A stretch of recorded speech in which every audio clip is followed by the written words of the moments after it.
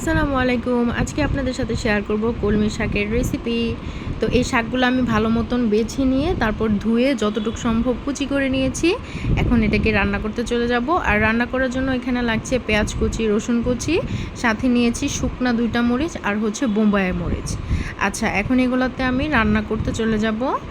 তো কড়াইতে আমি একটু তেল দিয়েছি, তেলটা গরম হয়ে আসার পর আমি 2টা মরিচ দিয়ে দিয়েছি। মরিচটা একটু ভাজা হয়ে আসলে দিয়ে দিয়েছি পেঁয়াজ আর রসুন কুচিগুলা।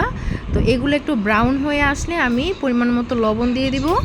তারপর দিয়ে দিব এই কুচি করে রাখা শাকগুলোকে আমি ভালো করে একটু লবণের সাথে মিশিয়ে নিচ্ছি। এটাতে আমি এক্সট্রা কোনো পানি অ্যাড করব না, এটা নিজস্ব যে পানিটা উঠবে ওইটা দিয়েই আমি শাকটা রান্না করব। আর হচ্ছে চুলার আঁচটা কমাবো না, আবার বেশি বাড়ানো থাকবে না, মিডিয়াম আঁচে থাকবে। শাকটা আমি ঢেকে রান্না করব না, এইভাবেই রান্না করব। আর এই বোম্বাই মরিচটা আমি হাফের থেকে আরেকটু কম নিয়েছি। আর এটা আমি ইউজ করবো একদম লাস্ট মুহূর্তে, যেন এটার যে নিজস্ব ঘ্রাণটা আছে ওইটা যেন ছড়িয়ে যায় শাকের মধ্যে। তো শাকের এক পাশটা হয়ে আসছে, এটাকে আমি একটু উল্টে দিচ্ছি বাকিটা হওয়ার জন্য।